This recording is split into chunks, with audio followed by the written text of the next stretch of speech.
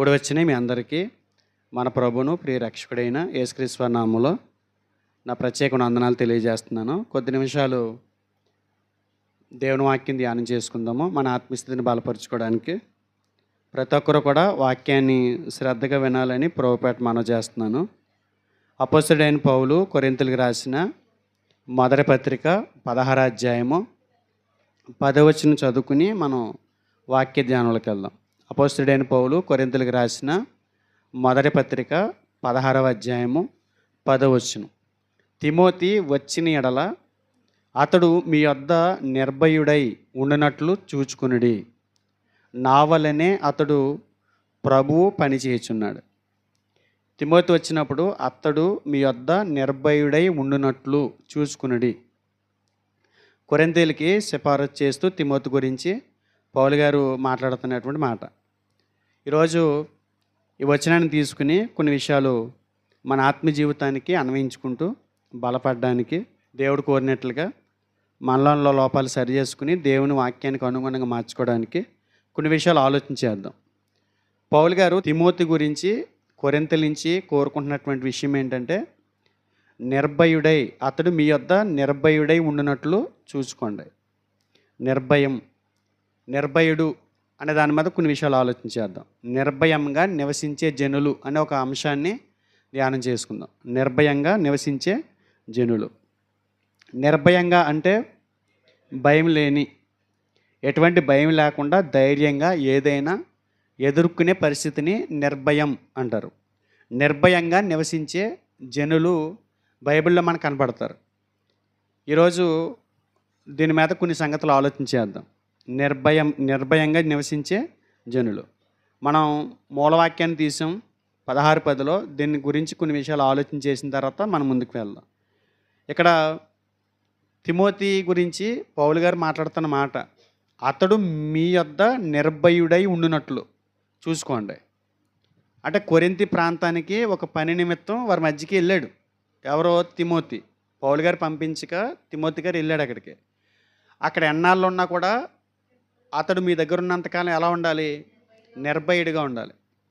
దీని గురించి ఎందుకు ఇలా మాట్లాడుతున్నాడు అన్నది మనం ఆలోచించేద్దాం. తిమోతి గురించి మనకున్న బైబిల్ వాక్య ఆధారాన్ని బట్టి ఆయన గుణాన్ని గురించి ఆ వాక్యాలు చెబుతున్నటువంటి సత్యం ఏంటంటే, అతడు ప్రశాంతమైనటువంటి ప్రవృత్తి కలిగిన వాడంట. ప్రవృత్తి అంటే తెలుసు కదా మనకి, ధోరణి, సహజంగా ఉండేటువంటి ప్రవర్తన గురించి మాట్లాడుతూ ప్రవృత్తి అంటాం. పౌలు గారు ప్రశాంతమైనటువంటి వ్యక్తిత్వాన్ని కలిగి ఉంటాడంట. అంటే ఒత్తిడి తట్టుకోలేడంట. ఒత్తిడి వచ్చినా అతడు నిలబడలేడంట. అది బలహీనత కాదు.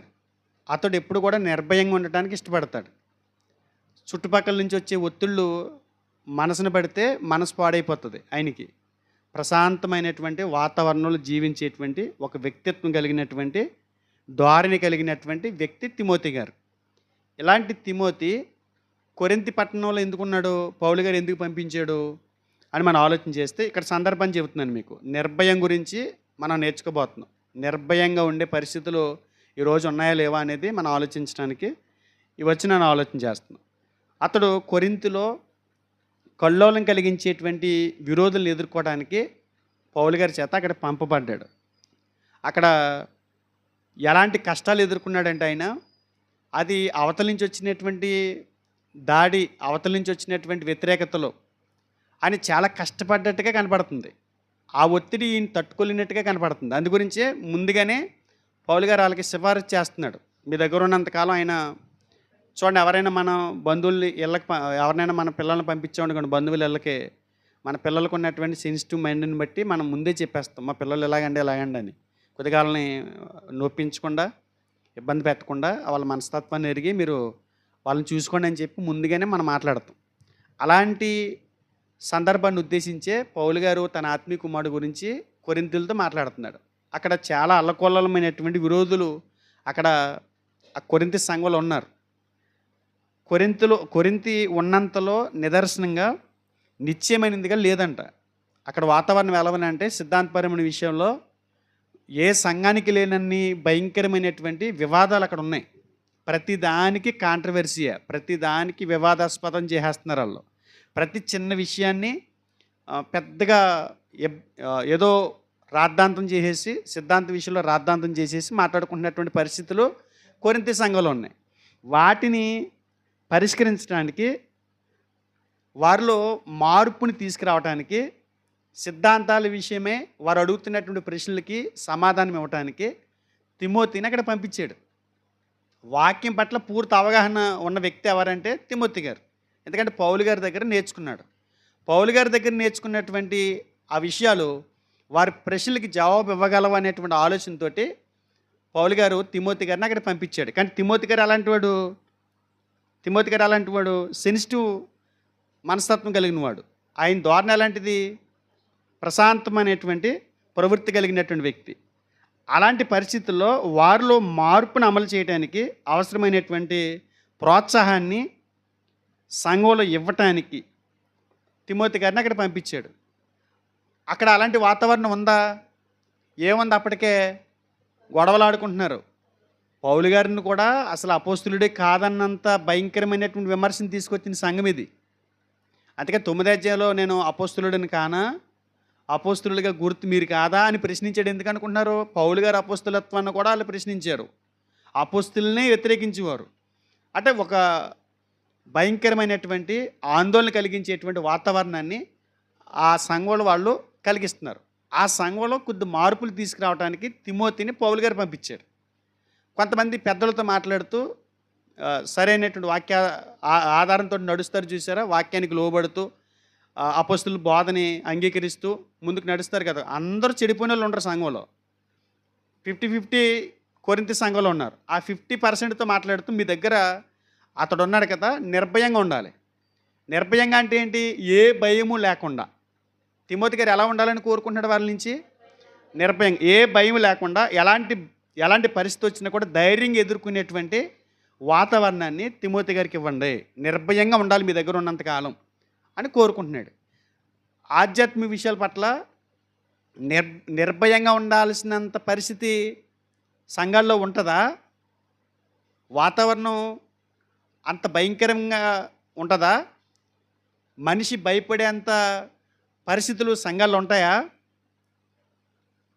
నేను అడిగిన ప్రశ్న అర్థమవుతుందా? ఇప్పుడు ఒకసారి ఏదో ఉగ్రవాదులు ఉన్నటువంటి స్థలానికి వెళ్ళాడు అనుకోండి, అక్కడ కొంతమంది ఉగ్రవాదులు ఉన్నటువంటి స్థలంలో పరిచర్య జరుగుతుంది. అక్కడ ఏదో లోపాలు సరిదిద్దడానికి తిమోతి గారు వెళ్ళాడు.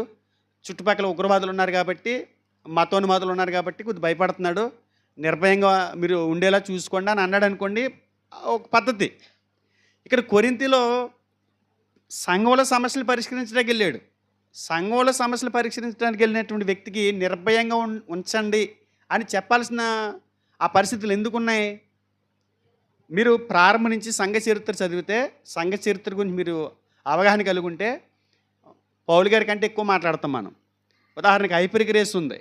హైపర్ గ్రేస్ అధిక కృప సిద్ధాంతం. ఆ డాక్ట్రిన్ను వాళ్ళు నడిపించుకున్నారు. బైబిల్లోంచి ఏదో తీసుకొచ్చి ఒక వ్యక్తి ఆ డాక్ట్రిన్ని డెవలప్ చేసుకోవడానికి ప్రయత్నాలు చేశాడు. ఆ ప్రయత్నాల్లో కొంతమంది వ్యతిరేకిస్తే, ఆ వ్యతిరేకించిన వ్యక్తులు ఒక వ్యక్తిని దారుణంగా చంపేశారు. క్రైస్తవులే వాళ్ళ సిద్ధాంతాన్ని కాపాడుకోవడానికి చంపేశారు. నిన్నే మన నరసపురాన్ని ఒక చర్చిలో కొట్టుకుంటున్నారు పెద్దలు. ప్రాణాపాయ పరిస్థితి, బ్లడ్ కారిపోతూ ప్రాణాలు కోల్పోయినటువంటి పరిస్థితులు కూడా సంఘ పెద్దల్లో మనం చూస్తున్నాం. పాస్టర్లు కూడా చంపేసిన సందర్భాలు ఉన్నాయి. అర్థమవుతుందా? నిన్న TV9 చూడండి, ఇంటికి వెళ్ళిన తర్వాత ఎంత రాద్ధాంతం చేస్తున్నారు. అంటే ఇప్పుడు ఇలాంటి పరిస్థితులు ఉన్నాయంటే అప్పుడు కూడా ఉన్నాయి, ఇప్పుడే కాదు, అప్పుడు కూడా ఉన్నాయి. ఇంత భయంకరమైనటువంటి పరిస్థితుల మధ్య తనకి ప్రాణహాని కలుగుతుందేమో అనేటువంటి భయం తిమోతికి ఏ మాత్రము కూడా కలగకుండా మీరు చూసుకోండి అని పౌలు గారు కొరింథీ సంఘం నుంచి కోరుకుంటున్నాడు. 16-10 మళ్ళీ చదువుదాము. తిమోతి వచ్చిన ఎడల అతను మీ యొద్ద నిర్భయుడై ఉండునట్లు చూసుకోండి. అంటే ఎలాంటి ప్రాణహాని తనకు కలుగుతుందనేటువంటి భయం తిమోతిలో కలిగించకుండా అలాంటి వాతావరణాన్ని ఆయనకి చూపించండి, అక్కడ కలిగించండి అని మాట్లాడుతున్నాడు. ఇదే విషయమై సంఘ సంస్కరణ విషయమై, సంఘ క్షేమాభివృద్ధి కొరకై తిమోతి గారు అలాంటి భయంకరమైనటువంటి పరిస్థితులు వస్తాయేమో, అలాంటి పరిస్థితుల్లో నిర్భయంగా నేను ఉండగలనా అనేటువంటి వాతావరణం కొరకు ఎదురు చూస్తున్నాడు పౌలు గారు తిమోతికి పంపించి. అని మనం ఇప్పుడు వరకు ఆలోచించాం. ఏ విషయాలు ఇవి? ఆధ్యాత్మిక విషయాలు, సంఘ క్షేమాభివృద్ధి కొరకైనటువంటి విషయాలు ఆయన నిర్భయంగా ఉండే పరిస్థితులు అక్కడ కలిగించమంటున్నాడు. అయితే ఇప్పుడు మన పరిస్థితులు ఆలోచించేద్దాం, అన్వయించుకుందాం. ఆధ్యాత్మిక పరిస్థితులు ఆయన జీవితంలో అయితే మన జీవితంలో ఏ పరిస్థితులు? నిర్భయంగా ఉండగలిగే పరిస్థితులు మనకున్నాయా? నిర్భయంగా గుండెల మీద చేసుకుని నిద్రించేటువంటి పరిస్థితి మనకుందా? నిర్భయంగా నివసించగలుగుతున్నామా ఈ రోజుల్లో మనం? ఎందుకు నివసించలేకపోతున్నాం? పరిస్థితులు ఎలా ఉన్నాయి? అప్పటికంటే ఇప్పుడు ఒక్కసారిగా తల్లకిందులైపోయినట్టుగా, కేవలం ఒక్క 5 ఏళ్లలో ఎలాంటి పరిస్థితులు మన కళ్ళతో చూస్తున్నాం? మన అనుభవాల్లో నుంచి ఒక 10 సంవత్సరాల క్రితం వాతావరణం ఎలా ఉంది, ఇప్పుడు వాతావరణం ఎలా ఉంది? మనుషుల్లో జీవన విధానాల్లో అన్నీ మారిపోయినాయి. భయాందోళనతో బ్రతుకుతున్నాం. నిర్భయంగా ఉండే పరిస్థితి మనకి కనపట్ల. ఏం కనపడుతున్నాయి మనకి? కొత్త రకాల వ్యాధులు. ఇదివరకు ఇన్ని రోగాలు ఉన్నాయా? ఇన్ని వ్యాధులు లేవు, ఇన్ని రోగాలు లేవు. ఇదివరకే ఇప్పుడు జరుగుతున్నటువంటి ప్రమాదాలు అప్పుడు జరిగినాయా? ఊహించినటువంటి ప్రమాదాలు జరుగుతున్నాయి. ఊహించినటువంటి ప్రకృతి విపత్తులు మనం చూస్తున్నాం. ఊహించినటువంటి రాజకీయ అల్లర్లు, ఊహించినటువంటి సంఘటనలు మన కళ్ళతో మనం చూస్తున్నాం. ఇలాంటి పరిస్థితుల్లో అలాంటిది ఏదైనా మన కళ్ళ పడ్డప్పుడు మన గుండె ఏమైపోతుంది? కంగారు పడిపోతుంది, అదిరిపోతుంది, ఆందోళన పడిపోతుంది. ఇప్పుడు అలాంటి ఆందోళనకరమైనటువంటి పరిస్థితుల్లో ఉన్నటువంటి భక్తులు కానివారైనా వారు ఏం ఆశిస్తారు? నిర్భయంగా నివసించేటువంటి వాతావరణం మాకు కావాలి అని. లేదంటే ఎన్ని యాక్సిడెంట్లు అవుతున్నాయి అక్కడ.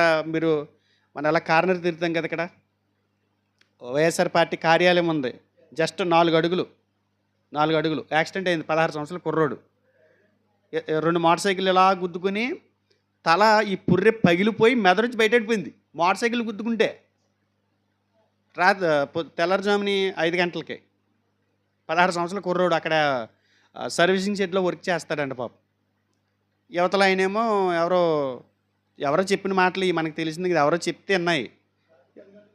రాత్రి 10 గంటలకు జరిగిందంట. అక్కడికి వెళ్తే మీరు చెప్తే నమ్మరు, ఏదో ఒక పోతుని ఆటేస్తే రక్తం చిందేస్తుంది చూసారా, అలా ఉంది. బ్లాక్ కలర్లో వచ్చేసి అంటే ఒంట్లో ఉన్న బ్లడ్ అంతా కూడా పోయింది ఆ కుర్రోడిది. ఇందాక ఇప్పుడే జస్ట్ ఒక రీలు, కాకినాడలో రీలు, భార్య భర్తలు ఇద్దరు గొడవ పడ్డారంట. గొడవ పడితే 5 అంతస్తులు అద్దుకుంటున్నారు వాళ్ళు. గొడవ పడతా అసలు భార్య చేతుల నుంచి ఇలా లాగేసుకుని 5 అంతస్తులు బిల్డింగ్ మీద చురికేసాడు. అలా పప్పు అయిపోయి కింద పడి. ఇప్పుడే జస్ట్ ఒక అరగంట అయింది చూసి. ఇలాంటివన్నీ చూస్తుంటే మనకేమనిపిస్తుంది? గుండె అదిరిపోతుంది. ప్రమాదాలు చూసిన వ్యాధులు, ఎన్ని రకాల వ్యాధులు, కొత్త వ్యాధులు. ఎవరో ఒక ఆయన ఏదో ఒళ్ళు తగ్గడానికి ఏదో ట్రీట్మెంట్ అంటది, ఆయిల్ ట్రీట్మెంట్ అంట, కొబ్బరి నూనె తాగి ట్రీట్మెంట్ అంటది. కొబ్బరి నూనె తాగితే ఒళ్ళు తగ్గుతుంది అని చెప్పేసి అదేదో ట్రీట్మెంట్ వచ్చిందంటే అది వాడుతున్నాడు ఆయన. ఆ వాడుతూ ఉంటే 2 నెలలు 3 నెలలు వాడాడు. అది వాడంగా అది కోర్స్ అయిపోయింది, అనుకున్న రీతిలో సన్నబడిపోయాడు. ఇప్పుడు అన్నం తింటుంటే కూడా డైరెక్ట్గా పొట్టలోకి వెళ్ళిపోతుంది జారిపోయి. ఎక్కడికి? మలం సంచి ఉంటుంది చూసారు, బ్యాగ్, అక్కడికి వెళ్ళిపోతుంది డైరెక్ట్గా అన్నం. నీకు అరుగుదలలో గిరుగుదలలో ఏమి జారిపోతుంది. ఏదో పైనుంచి జారుడు వల్ల మంచి జాగ్రత్త వచ్చేసారు, అలా జారిపోతుంది. ఇప్పుడు అర్జెంటుగా హాస్పిటల్కి వెళ్తే అర్జెంటుగా ఆపరేషన్ చేయాలి. అసలు ఎప్పుడైనా నిన్నామా ఇలాంటి వ్యాధులు? ఇలాంటివి వింటున్నప్పుడు మనకేమనిపిస్తుంది? భయంకరమైనటువంటి పరిస్థితులు. ఇలాంటి పరిస్థితుల్లో నిర్భయంగా నివసించడం అనేది సాధ్యమా? సాధ్యపడుతుందా? సాధ్యపడుతుందని బైబిల్ చెబుతుంది. బైబిల్ నమ్మనోళ్ళు, వాక్యాన్ని తీసుకొని వారు సాధ్యం కాదు అనుకుంటారు. తిమోతి గారిని నిర్భయంగా ఉండేటట్టుగా అక్కడ పరిస్థితులు కల్పించమని చెప్పిన పౌలు, ఇదే బైబిల్లో దేవుడు అంతకంటే ఎక్కువ భరోసా ఇచ్చాడు. మీరు నిర్భయంగా ఉండేటువంటి పరిస్థితులు నేను ఇస్తాను, నా మాట వినండి, గ్రంథాన్ని చదవండి అంటున్నాడు ఆయన. నిర్భయంగా ఉండగలిగేటువంటి, నివసించగలిగేటువంటి ఆ జీవితాలు మనకు సాధ్యమేనా అంటే బైబిల్ అవునంటుంది. ఎలాగో వాక్యంలోంచి కొన్ని విషయాలు ఆలోచించేద్దాం. ఇప్పటివరకు నేను చెప్పింది అర్థమైంది అనుకుంటున్నా. ఇలాంటి ఆందోళనకరమైనటువంటి, విపత్కరమైన, ప్రతికూలమైనటువంటి పరిస్థితుల్లో మనం నిర్భయంగా నివసించడం ఎలా? ఇది కావాలి. పౌలు గారు తిమోతి అలా ఉండటానికి పరిస్థితులు వారిని కల్పించమన్నాడు. మరి ఈ లోకంలో మనం బ్రతకడానికి మన చుట్టూ ఉన్న వాళ్ళు ఎలా కల్పిస్తారు? మనకి ఆయన కల్పిస్తారు వాళ్ళు? అంటే సోహన్ రాజు గారిని ప్రశాంతంగా ఉండేలా చూడండి అని చెప్పి మీరు ఏదైనా నాకు పాస్టర్ గారిగా నాకు ఇచ్చి, అంటే ఆయన ఏ మాత్రం కూడా భయపడకుండా నిర్భయంగా ఉండాలండి. మీది పూచి అన్నారు, నేనేం చేస్తాను? నేనేం చేయగలను? లేకపోతే పలానా శాలిమి గారు నిర్భయంగా ఉండాలి, లేకపోతే అనిల్ గారు వీళ్ళందరూ నిర్భయంగా ఉండేలా చూసే బాధ్యత మీదని పక్క వాళ్ళకి అప్పచెప్పాను అనుకోండి, జరిగే పైన కాదు. తిమోతి గారిని నిర్భయంగా ఉంచగలిగే పరిస్థితి కొరింథీ సంఘానికి ఉంది. ఎందుకంటే వాళ్ళ దగ్గరికి వెళ్ళి వాళ్ళ సమస్యను పరీక్షించడానికి వెళ్ళాడు కాబట్టి. ఈ లోకంలో బ్రతుకుతున్నటువంటి మనం నిర్భయంగా ఉండాలి అని అంటే బైబిల్ ఏం చెబుతుంది? ఇది కావాలి మెయిన్ పాయింట్. ఎందుకంటే మనల్ని అందరినీ భయం లేకుండా ఎలాంటి పరిస్థితినైనా ఎదుర్కోగలిగే స్థితిని తీసుకొచ్చే వాళ్ళు ఎవరైనా ఉన్నారా అని అంటే ఉన్నారు. ఎవరు? దేవుడు. ఒక్కొక్క పరిస్థితి ఎవరు నిర్భయంగా ఉంటారో బైబిల్ చెప్పింది. దాని గురించి ఆలోచించేద్దాం. దినవృత్తాంతాలు 2వ గ్రంథము 14వ అధ్యాయము. దినవృత్తాంతాలు 2వ గ్రంథం 14వ అధ్యాయము 7వ వచనం. అతడు యోధా వారికి ఇలాగూ ప్రకటన చేశాను, మన దేవుడైన యెహోవాను. అండి నేను చదువుతాను చూడండి. అతడు యోధా వారికి ఇలాగూ ప్రకటన చేశాను, మన దేవుడైన యెహోవాను మనము ఆశ్రయించినందున ఆయన మన చుట్టూను నెమ్మది కలగజేసి ఉన్నాడు. దేశమందు మనము నిరభ్యంతరముగా తిరగవచ్చును. మనము ఈ పట్టణములను కట్టించి వాటికి ప్రాకారములను, గోపురములను, గుమ్మములను, ద్వారబంధములను అమర్చుదుము. కాగా వారు పట్టణములను కట్టి వృద్ధునొందురి. ఇక్కడ ఒక విషయాన్ని రాయించాడు దేవుడు. ఏంటంటే నిర్భయంగా నివసించగలిగేటువంటి పరిస్థితిని అనుభవిస్తున్నటువంటి జనాంగం మాట్లాడుకుంటున్నటువంటి ఒక విషయాన్ని ఇక్కడ పొందుపరిచాడు దేవుడు. వాళ్ళు ఏం చెప్పుకుంటున్నారు? ఆ గ్రూప్ ఏం చెప్పుకుంటున్నారు? ఆ సమాజం ఏం చెప్పుకుంటున్నారు? మనము దేవుడైన యెహోవాను ఆశ్రయించితిమి. ఆయనను ఆశ్రయించినందున ఆయన మన చుట్టూ ఏం కలగజేశాడు? నెమ్మది కలగజేశాడు.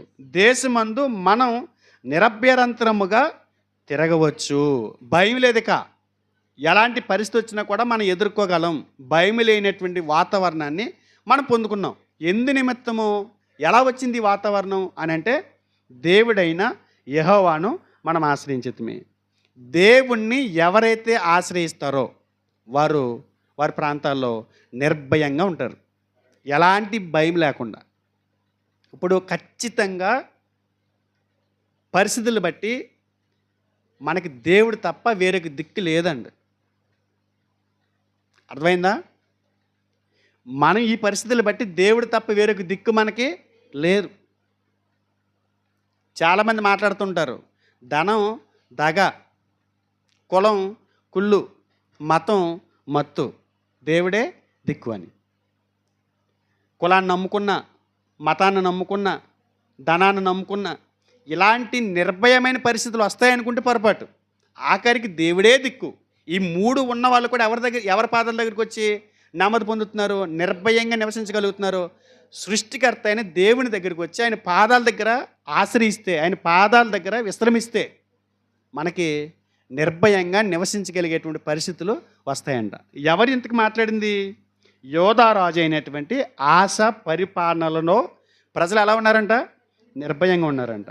ఆస యొక్క పరిపాలనలో ప్రజలు నిర్భయంగా ఉన్నారంట. మొదటి వచనం చూడండి, క్షమించాలి, 2వ వచనం చూద్దాం. ఆస తన దేవుడైన యెహోవా దృష్టికి అనుకూలముగాను యథార్థముగాను నడిచిన వాడై అన్య దేవతల బలిపీఠములను పడగొట్టి ఉన్నత స్థలములను పాడు చేసి ప్రతిమలను పగలగొట్టి దేవతా స్తంభములను కొట్టివేయించి వారి పితరుల దేవుడైన యెహోవాను ఆశ్రయించుటకును ధర్మశాస్త్రమును బట్టి విధిని బట్టి క్రియలు జరిగించుటకును యోధా వారికి ఆజ్ఞాపించి ఉన్నత స్థలములను సూర్య దేవతా స్తంభములను యోధావారి పట్టణములన్నిటిలో నుండి తీసివేశాను.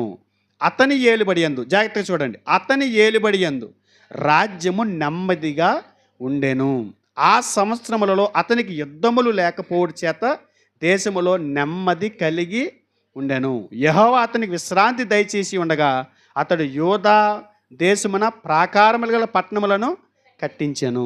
ఈ వాతావరణం అంతా కూడా అతని పరిపాలనలో వచ్చిందంట. అతని పరిపాలనలో ఇలాంటి వాతావరణాన్ని వాళ్ళు చూడగలగటానికి గల ప్రధానమైనటువంటి కారణం ఏంటంటే, వాళ్ళు దేన్నైతే ఆశ్రయిస్తే మనకు మేలు కలుగుతుందని అనుకున్నారో, అలాంటి వాటన్నిటిని కూడా ఆయన ఏం చేశాడు? పడగొట్టేసి, నిజ దేవుడు, జీవం కలిగిన దేవుడిని ఆశ్రయిస్తే నెమ్మది పొందగలం అనేటువంటి ఒక ఆలోచనతోటి ప్రజలందరిని ఎలా తిప్పాడు? నిజ దేవుని ఆశ్రయించే పరిస్థితులు కలిగించాడు. అందుగురించి దేశంలో ఉన్న సభ్యులందరూ ఎలా బ్రతుకుతున్నారు? దేశ పౌరులంతా ఎలా బ్రతుకుతున్నారు? నిర్భయంగా. భయం లేదంటే వాళ్ళకి, ఏమి లేదు వాళ్ళకి, నిర్భయంగా ఉన్నారు. భయం లేకుండా బ్రతుకుతున్నారు. పిల్లలు బయటికి వెళ్తే భయం వేస్తుందా లేదు? ఇప్పుడు మనకి ఏ వయసు పిల్లలు వెళ్తే భయం వేస్తుంది? ఆడపిల్లలు ఒక మాట చెప్పండి. ఏ వయసు పిల్లలు బయటికి వెళ్తే భయం వేస్తుంది మనకి? మెచ్యూరిటీ అయినటువంటి పిల్లలు వెళ్తున్నారంటే భయపడే రోజులు గతం అంటే ఒక 10 ఏళ్ళ క్రితం. ఇప్పుడు పాలు తాగి పిల్లలు కూడా పక్కోడికి అప్పచెప్పి వెళ్ళటానికి కూడా భయపడే పరిస్థితులు వచ్చినాయి. దేశం ఇలా ఎందుకు మారిపోయింది? నిజదేవుడిని ఆశ్రయించటంలో వెనకబడిపోయింది. మన కుటుంబాలు ఎందుకు అలా తయారవుతున్నాయి? మన పరిస్థితులన్నీ కూడా అలా ఎందుకు మారినాయి? మనం నిజదేవుడిని ఆశ్రయించట్లా. ఆయన స్థానాన్ని వేరొకరికి ఇచ్చి మనం ఏం చేస్తున్నాం? వాటిని ఆశ్రయిస్తున్నాం. అవన్నీ పడగొట్టేశాడంట. ఎవరు నిర్భయంగా నివసించగలరు ఈ భూమి మీద? నిజదేవుణ్ణి ఆశ్రయించేవారు నిర్భయంగా ఉంటారంట. ఎవరిని ఆశ్రయించినందున మనం ఎవరిని ఆశ్రయిస్తున్నాం? ఇప్పుడు మనం ఎవరిని ఆశ్రయిస్తున్నాం? నిజదేవుణ్ణి ఆశ్రయించాలి. ఆశ్రయించే స్థితిని మనం కల్పించుకోవాలి. మనం ఉన్నదాన్ని బట్టి అద్వితీయ దేవుడైనటువంటి స్థానాన్ని, ద్వితీయుడు కానటువంటి దేవుని స్థానాన్ని వేరొకరికి ఇచ్చి, వేరొక వాటికి ఇచ్చి మనం ఏం చేస్తున్నాం? ఆందోళనతో ఈ భూమి మీద బ్రతుకుతున్నాం. కానీ దేవుడు అంటాడు, నిర్భయంగా నివసించగలిగే పరిస్థితి ఉందా అంటే, నిన్ను నువ్వు ఆధారం చేసుకుని నువ్వేదో పెట్టుకుని బ్రతికితే మాత్రం నువ్వు నిర్భయంగా ఉండలేవు. నిర్భయంగా ఉండగలిగే పరిస్థితి ఎప్పుడు వస్తుందో తెలుసా? నన్ను ఆనుకున్నప్పుడు అంటున్నాడు. నిర్భయంగా నివసించడం సాధ్యమేనా? సాధ్యమే. ఎవరిని బట్టి సాధ్యం? దేవుని బట్టి సాధ్యం. మరి ఇలాంటి పరిస్థితులు తెలిసిన తర్వాత కూడా మన దేవుణ్ణి ఆశ్రయించే జీవితాలు మన దగ్గర కనపడుతున్నాయా? దేవుణ్ణి ఆశ్రయిస్తున్నామా? కష్టం వచ్చినప్పుడు, బాధ వచ్చినప్పుడు, సంతోషం వచ్చినప్పుడు ఆయన దగ్గరికి వెళ్ళగలుగుతున్నాం, ఆయన్ని ఆశ్రయించగలుగుతున్నాం, ఆయన్ని ఆనుకోగలుగుతున్నామా? ఒకసారి మనల్ని మనం స్వపరీక్ష చేసుకుంటే మనకు విషయం అర్థమైపోద్ది. నేను చెప్తున్నాను, మీరు వింటున్నారు, ఇరువురు వింటున్నాము, ఆశ్రయిస్తున్నామని చెప్పుకుంటున్నాం. ఎవరికి వాళ్ళకి అంతరాత్మ, వాళ్ళ మనస్సాక్షి, వాళ్ళ వారిని హెచ్చరిస్తూనే ఉంటుంది. నువ్వు ఎవరిని ఆశ్రయిస్తున్నావు? నువ్వు నిర్భయంగా ఉండకపోవడం గల కారణం ఏంటి? నువ్వు ఎవరిని ఆనుకున్నావు? ఎవరిని ఆనుకుని ముందుకు నడుస్తున్నావు? అది ఎవరికి వాళ్ళు స్వపరీక్ష చేసుకుందాం. నిర్భయంగా మనం బ్రతకటానికి మన పరిస్థితులు లేవంటే మనం ఆయన్ని ఆశ్రయించట్లేదని ఈ వచనాన్ని బట్టి మనకు అర్థమవుతుంది. ఎవరు నిర్భయంగా ఉండగలరని చెబుతుంది? ఆయన ఆశ్రయించే వాళ్ళు నిర్భయంగా ఉండగలరు. తర్వాత ఇంకెవరు నిర్భయంగా ఉండగలరు అని అడిగితే సామెతల గ్రంథము 11 అధ్యాయము 15 వచనం ఒకసారి చూద్దాం. 11:15 ఎదుటివాని కొరకు పూట పడినవాడు చెడిపోవును. మళ్ళీ చదువుతున్నాను చూడండి. ఎదుటివాని కొరకు పూట పడినవాడు చెడిపోవును, పూటబడ నొప్పని వాడు నిర్భయంగా ఉండును. ఎవరు నిర్భయంగా ఉండగలరు? ఎదుటివాని కొరకు పూట పడనివాడు నిర్భయంగా ఉంటాడంట. పడనివాడు, పూట పడినవాడు నిర్భయంగా ఎలా ఉంటాడండి? ప్రాణాల మీదకి వస్తుంది. ఫస్ట్ పడినవాడండి, తర్వాత పడనివాడు. అంటే ఎదుటివాని కొరకు మనం పూట పడ్డామా చెడిపోతాం, ఎదుటివాని కొరకు మనం పూట పడలేదా నిర్భయంగా హాయిగా ఉంటాం. ఇంతకీ పూట పడటం అంటే ఏంటి? జామీను, మధ్యవర్తి. ఎవరికైనా అప్పిచ్చేటప్పుడు మధ్యవర్తిగా ఉంటాం చూడు, హామీ. ఈయన సంతకాలు పెట్టడం, అవసరమైతే ఈయన డబ్బే ఆయనకి అప్పు ఇవ్వటం.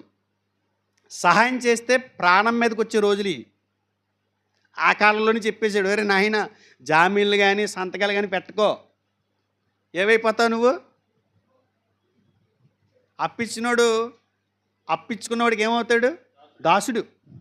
బైబిల్ చెప్పింది, అప్పిచ్చినోడు అప్పు తీసుకున్నవాడికి దాసుడు.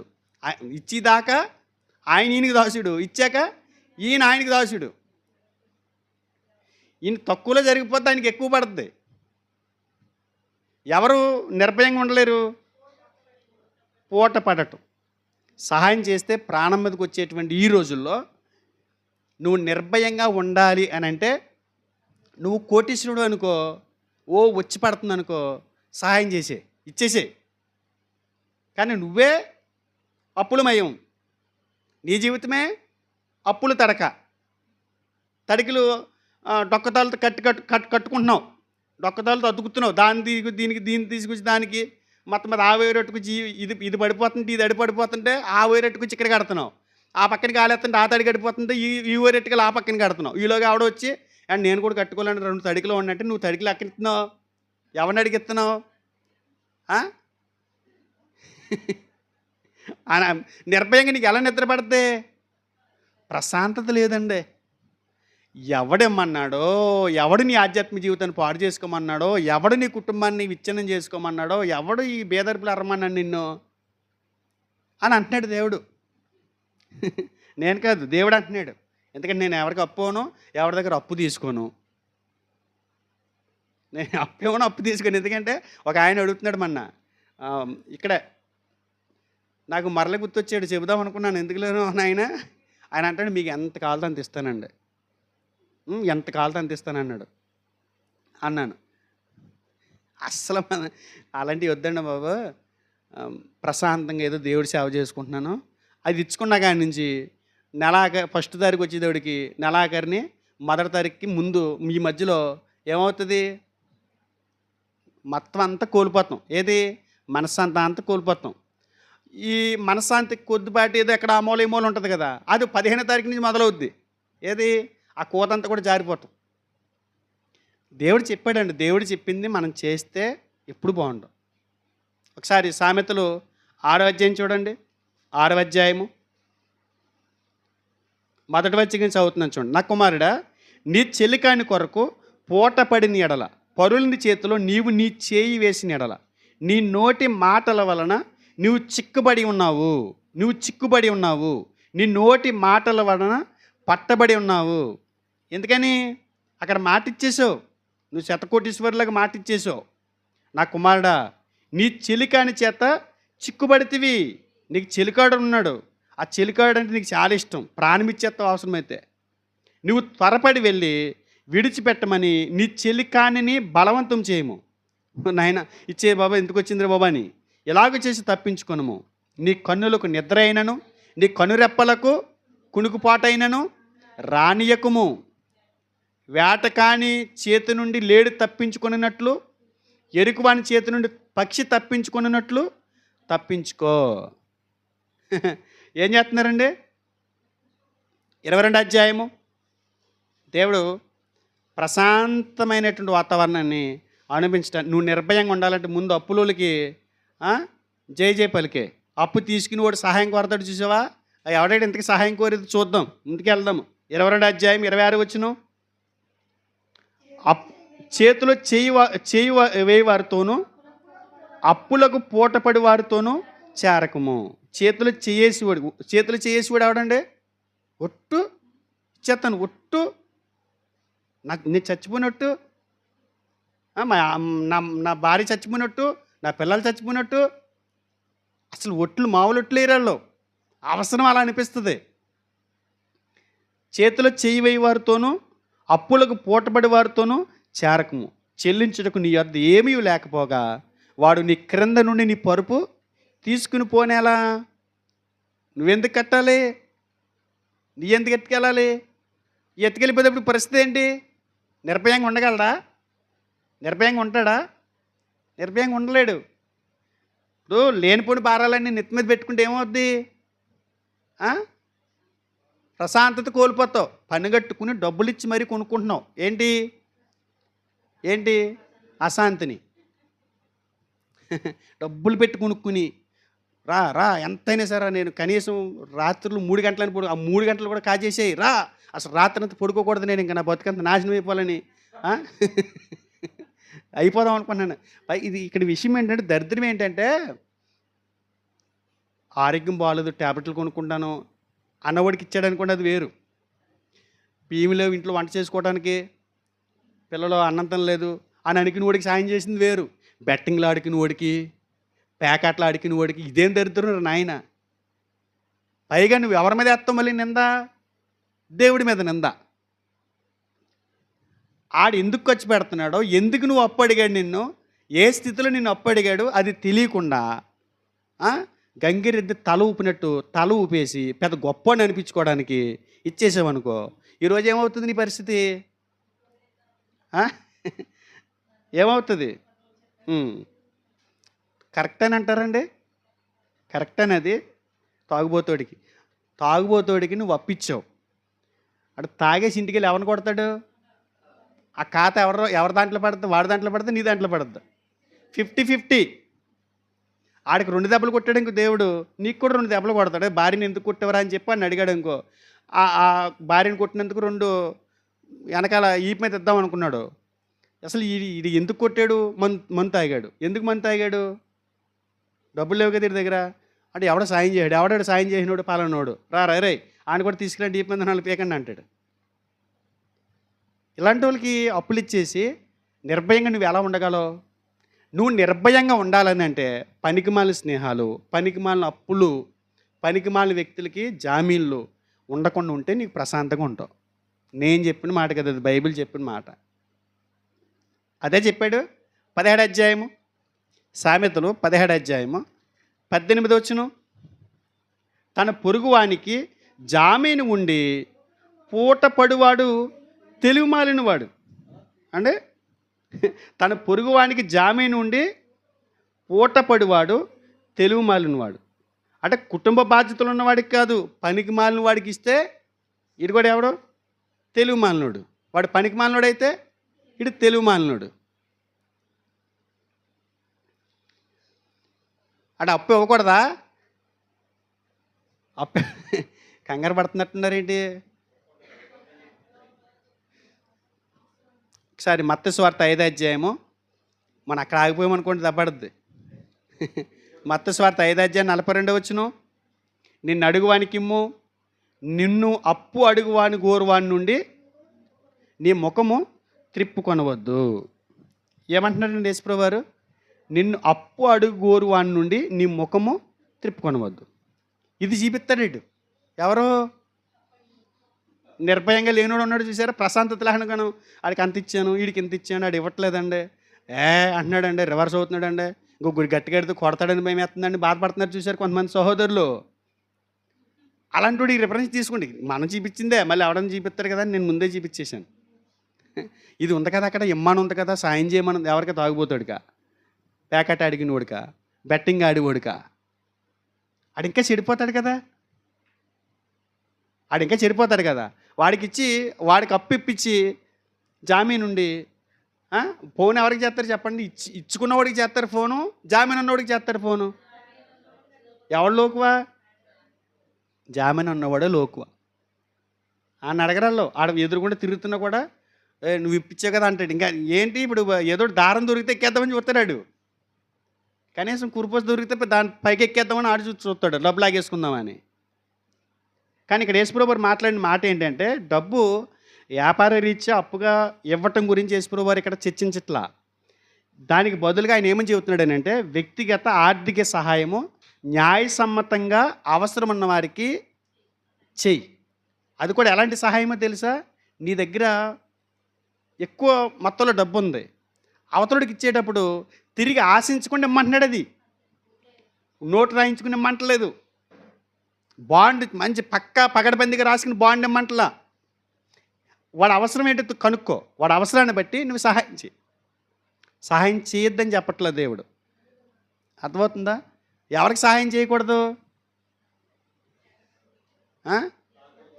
మీకు నేను చెప్పక్కర్లేదులే, ఇవన్నీ తెలిసినాయే. దాతృత్వం కలిగినటువంటి హృదయంతో మనం అవసరతలు ఉన్నవాడికి, ఇబ్బందులు ఉన్నవాడికి అప్పు ఇవ్వటంలో తప్పులేదు. అప్పు ఇవ్వటం అని అంటే తిరిగి మరలా ఆశించే పరిస్థితి ఉండకూడదు. లోకసువార్త 6వ అధ్యాయం చూడండి. లోకసువార్త 6వ అధ్యాయము 34వ వచనం. మీరు ఎవరి యొద్ద మరలా పుచ్చుకొనవలనని నిరీక్షింతురో వారికే అప్పు ఇచ్చిన ఎడల మీకేమి మెప్పు కలుగును? అంటే మరలాడు ఇచ్చేస్తాడు, వడ్డీతో సహా ఇచ్చేస్తాడు. బారు వడ్డీ, చక్కెర వడ్డీ అది ఇది కలిపిచ్చేత్తడానికి నువ్వు వాళ్ళకి ఇస్తే ఏం మెప్పు మీకు? 34 వచనం. పాపులను తామిచ్చినంత మరలా పుచ్చుకొనవలనని పాపులకు అప్పు ఇచ్చేద్దరు కదా.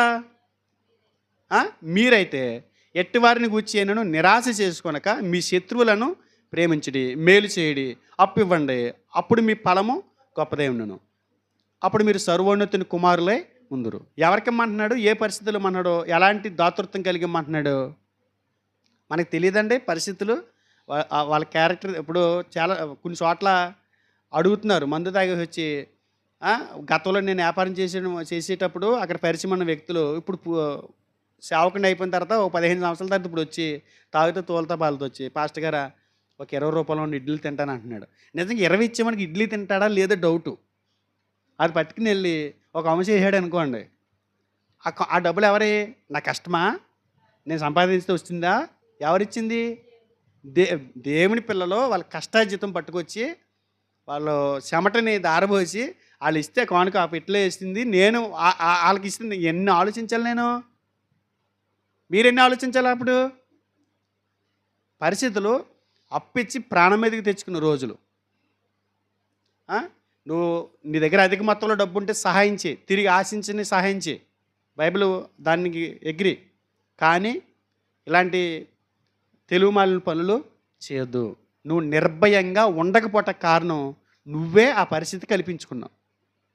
ఒకటి, దేవుణ్ణి ఆశ్రయించేవారు నిర్భయంగా ఉంటారు. నిజంగా అప్పు ఇచ్చినోడు ఎలా నిద్ర పట్టదో, అప్పు తీసుకున్న ఆడికి 10% పట్టదు, 90% ఎవరికి పట్టదు? 80% ఇప్పించినోడికి పట్టదు. తీసుకున్నవాడు హాయిగా పడుకుంటాడు. మీరు నిజం ఇది. ఎవడో ఫోన్ చేస్తున్నారు, ఎవడాడో పలానోడు లేడని చెప్పు సింపుల్గా. ఇదే అరే ఇది ఇవ్వలేదు కదా జామీన్ ఉన్నాడు అడిగే అన్నాడు. ఎవడో అయ్యి బాబాయ్ నేను లేనని చెప్పు. ఎందుకని? ఆడ హాయిగా ఉన్నాడు. కోర్టులు కూడా, చట్టాలు కూడా వాళ్ళకో సపోర్ట్ చేస్తా. నువ్వు సాయం చేయగలిగితే చెయ్యి, నీ ప్రశాంతత నువ్వు పోగొట్టుకోకు, ఇలాంటి పరిస్థితులు కలిగించుకోకు అని దేవుడు చెప్తున్నాడు. ఎవరు నిర్భయంగా ఉండగలరు? జామీను లేనోడు. జామీను ఉన్నాడు అనుకోండి, పోగొట్టుకుంటాడు. దేన్ని పోగొట్టుకుంటాడు? ప్రశాంతత పోగొట్టుకుంటాడు. సామెతల గ్రంథం 10:9. సామెతలు 10:9. యథార్థంగా ప్రవర్తించేవాడు నిర్భయంగా ప్రవర్తించును, కుటిల వర్తనుడు బయలుపడును. కుటిల వర్తనుడు అంటే బయటపడిపోతాడంట. యథార్థంగా ప్రవర్తించేవాడు నిర్భయంగా ఉంటాడంట. కుటిల వర్తనుడు బయటపడిపోతాడుగా.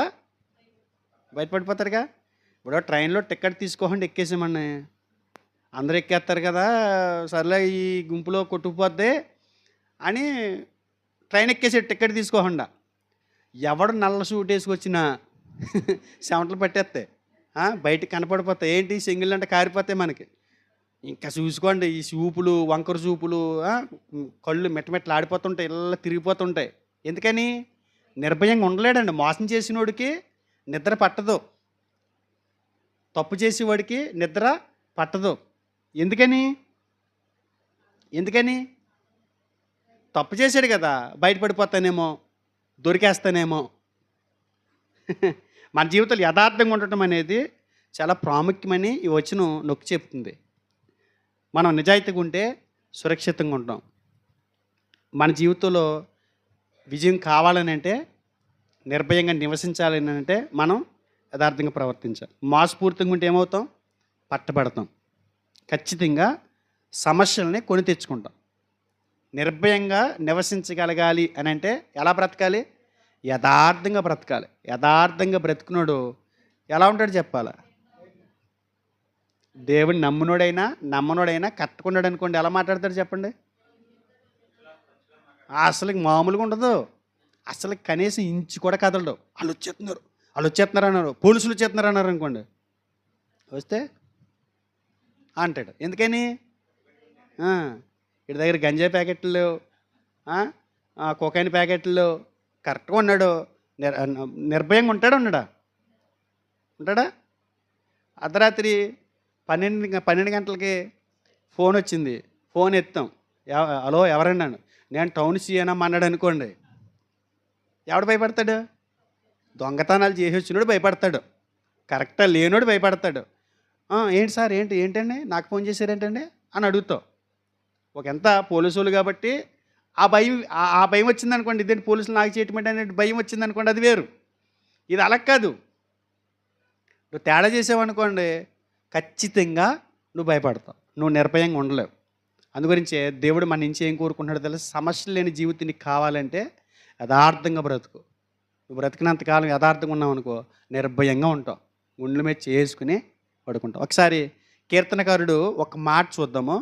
కీర్తనకారుడు మాట్లాడతాడు చూడండి, 3వ అధ్యాయం కీర్తనల గ్రంథం 3వ అధ్యాయము 1వ వచనం. యెహోవా నన్ను బాధించేవారు ఎంతో విస్తరించి ఉన్నారు, నా మీదకి లేచువారు అనేకులు. దేవుని వలన అతనికి రక్షణ ఏమీ దొరకదని నన్ను గూర్చి చెప్పువారు అనేకులు. యెహోవా నీవే నాకు కేడేముగాను, నీవే నాకు అతిశయాస్పదముగాను, నా తల ఎత్తువాడుగాను ఉన్నావు. ఎలుగెత్తి నేను యెహోవాకు మొర్రపెట్టినప్పుడు ఆయన తన పరిశుద్ధ పర్వతం నుండి నాకు ఉత్తరమిచ్చును. 5వ వచనంలో చెప్తున్నాడు చూడండి, యెహోవా నాకు ఆధారము, కావున నేను పండుకొని నిద్రపోయి మేలుకొందును. 10,000 మంది దండెత్తి నా మీదకు వచ్చి మొహరించినాను, నేను భయపడను. ఎందుకంటే నేను యథార్థంగా బ్రతుకుతున్నాను, దేవుణ్ణి నమ్ముకుని యథార్థ ప్రవర్తన గలవాడనై ఈ భూమి మీద బ్రతుకుతున్నాను, సమాజంలో బ్రతుకుతున్నాను, సంఘంలో బ్రతుకుతున్నాను. యెహోవా సమాజంలో యథార్థవంతుడిగా నేను ఉన్నాను. నేను ఏం చేస్తాను, పండుకొని నిద్రపోయి మేలుకొందును. అంటే పండుకునేటప్పుడు ఎలా పడుకుంటున్నాడని అర్థమవుతుంది మీకు ఇక్కడ.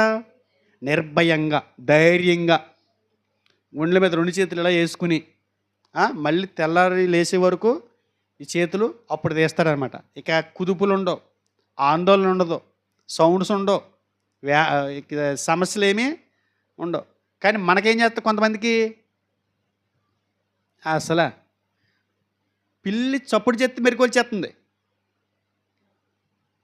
ఎందుకని?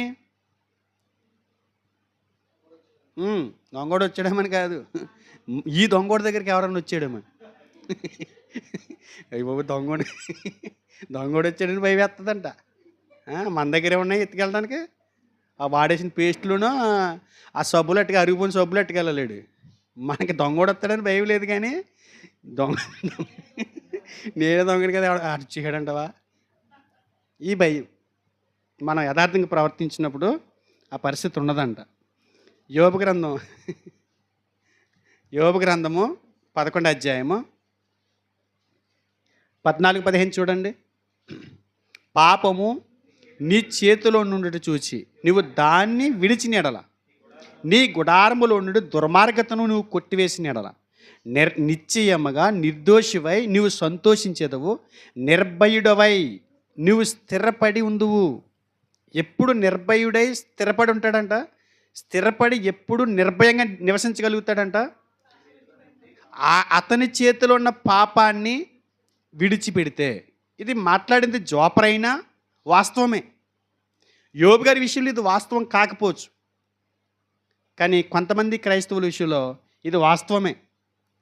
పాపం చేయని వాడు నిర్భయంగా ఉంటాడు కాదండి.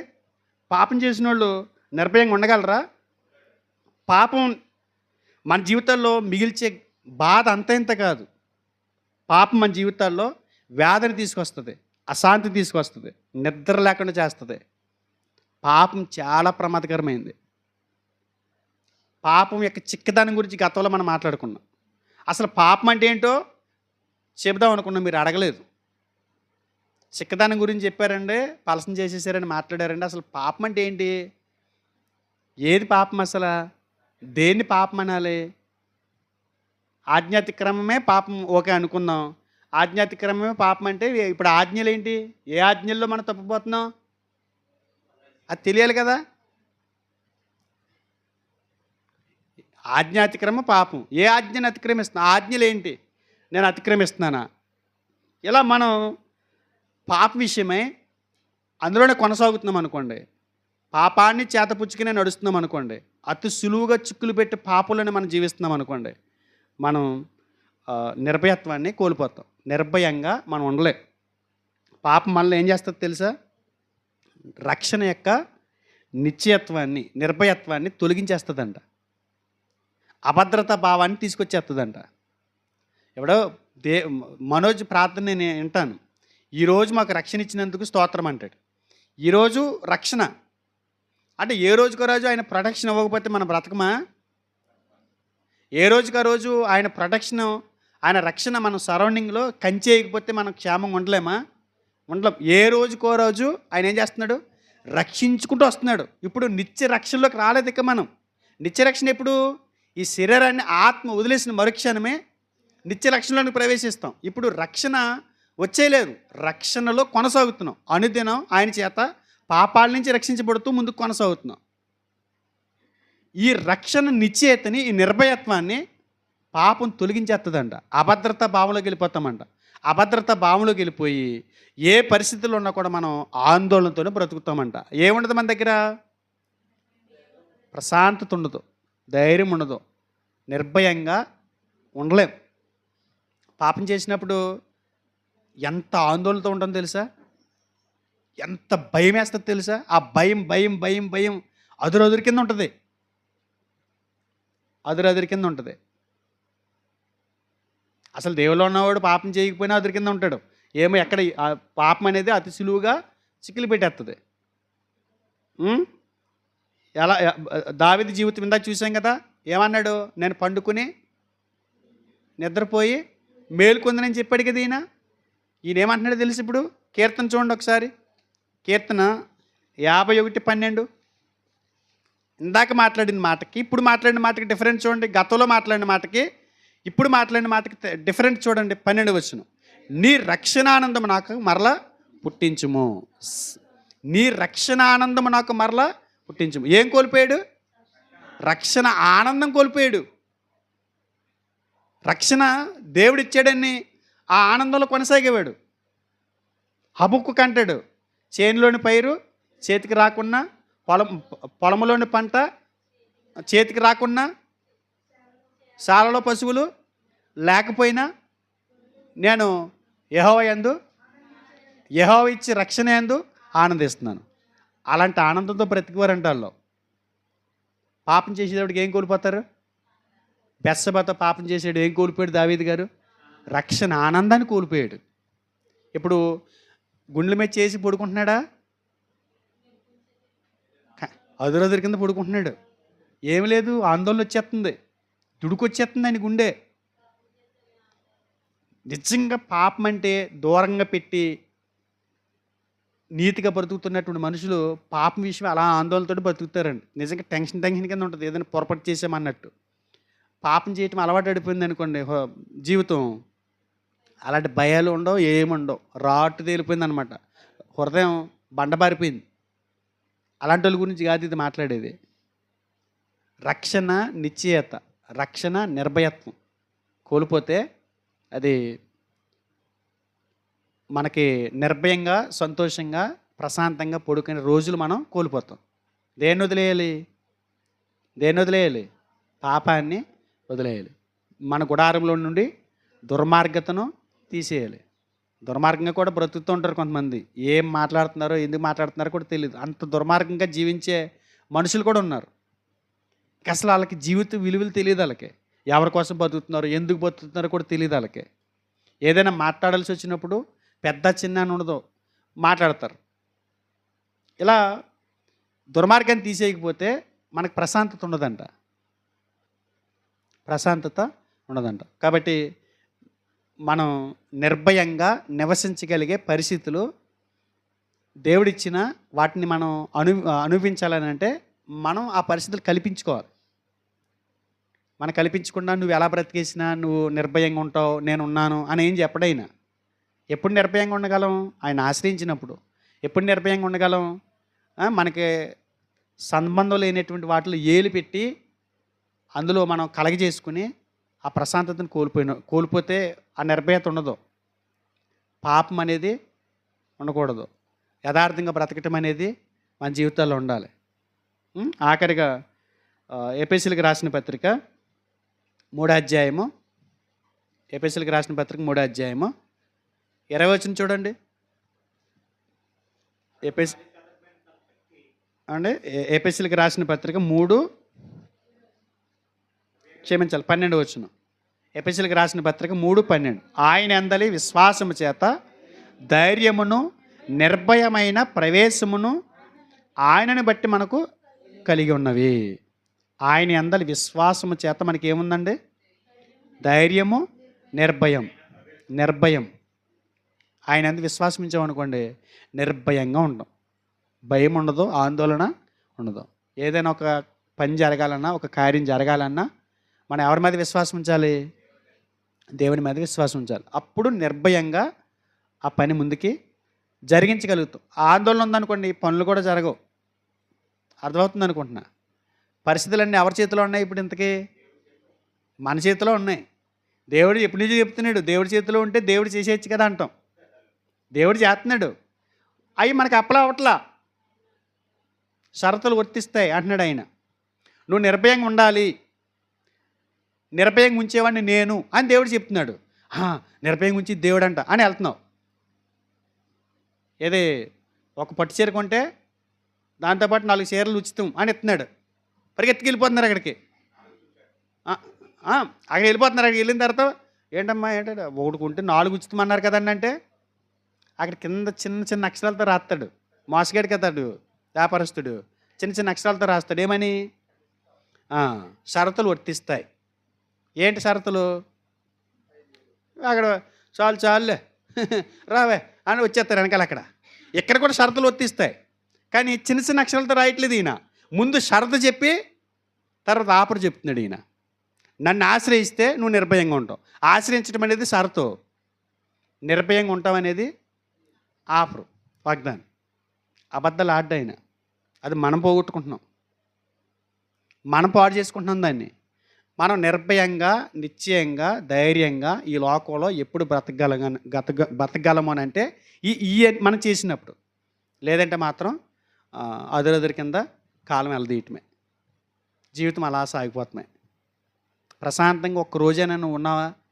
ప్రశాంతంగా ఒక్కరోజు, ఒక వారం, ఒక్కరోజు ప్రశాంతంగా ఉన్నావని కింద జరిగి మరుసటి రోజు ఏది తెచ్చి పడిపోతుంది. ఎందుకని? మనం చేసుకున్నాయి. ఆలోచిస్తారనుకుంటున్నా. ఈ లోకంలో నిర్భయంగా నివసించగలిగేటువంటి పరిస్థితులు ఉన్నాయి. ప్రతికూలమైన పరిస్థితులు కూడా నిర్భయంగా నివసించగలిగే ఆ జీవితాలు, ఆ కుటుంబాలు మనకిస్తాడు దేవుడు. అది ఎప్పుడు అని అంటే ఆయన చెప్పినట్లుగా చేసినప్పుడు. అర్థం చేసుకుంటారనుకుంటున్నా, ఆలోచిస్తారనుకుంటున్నా. ఆలోచించండి. దేవుడు నిర్భయంగా నివసించగలిగే జనుల జాబితాలో మనల్ని కూడా, మన సంఘాన్ని కూడా చేర్చాలని కోరుకుంటూ ఈ మాటలు ముగిస్తున్నాను. చిన్న ప్రార్థన చేసుకుందాం. మహాపరిశుద్ధుడా, మహోన్నతుడా, మా కన్న తండ్రి, మీ ఘనమైన నామానికి, ఉన్నతమైన మీ ప్రేమకే స్తోత్రాలు, స్తుతులు తండ్రి. ఏదైనా నా ప్రభువా, విలువైన సంగతులు మాతో మీరు మాట్లాడారు తండ్రి. నిర్భయంగా నివసించే పరిస్థితులు నాయన, ఈ లోకంలో ప్రస్తుతపు పరిస్థితుల్లో నాయన మనుషులు కోల్పోయి ఆందోళనతో బ్రతుకుతున్న నాయన పరిస్థితుల్లో నా తండ్రి మమ్మల్ని ప్రేమించి ఇలాంటి విలువైన సంగతులు మాకు నేర్పించారు. మిమ్మల్ని ఆశ్రయించినప్పుడు ఆశ తన రాజ్యంలో ఎలా ప్రశాంతంగా, నిర్భయంగా నివసించగలిగారు మేము విన్నాం. నా తండ్రి, యథార్థంగా బ్రతికినప్పుడు, అయా పాపాన్ని పక్కన పెట్టినప్పుడు, నీ యందు విశ్వాసం ఉంచినప్పుడు ఎలా నిర్భయంగా నివసించగలమో నీ వాక్యం ద్వారా మాతో మాట్లాడారు. అలాంటి గొప్ప జీవితాలు మేము కలిగి ఉండి నిర్భయంగా మా కుటుంబాలు ముందు కొనసాగించుకోవడానికి నీ సహాయం అందించమని, మీరు కోరినట్లుగా మేము బ్రతకగలిగే పరిశుద్ధాత్మనికి సహాయం మెండుగా మాకు ప్రసాదించమని కోరుకుంటూ, నా ప్రతి మాట పిల్లల హృదయాలు ఆలోచన పుట్టించండి, బలపరచండి. లోకంలో నా తండ్రి, క్రైస్తవులైనటువంటి అనేక మంది బిడ్డలు నిర్భయంగా నివసించలేని పరిస్థితులు, ఆందోళనకరంగా ప్రశాంతతను కోల్పోయి బ్రతుకుతున్నారు తండ్రి. దయతో నేను ఈ మాటలు వారికి చేరి వారిలో ఆలోచన పుట్టించి మీరిచ్చే ఆ శాంతిని వారు అనుభవించడానికి, ఆ నెమ్మదిని వారు అనుభవించడానికి, కలవరం లేనటువంటి కుటుంబాలుగా వారు ఉండటానికి నీ సహాయం అందిస్తారని కోరు ప్రార్థిస్తూ, మా ప్రభును ప్రియ రక్షకుడైన యేసు వారి పరిశుద్ధ నామములో ఈ ప్రార్థన మీకు సమర్పిస్తున్నాం. మా ప్రియ పరలోకపు తండ్రి, ఆమేన్.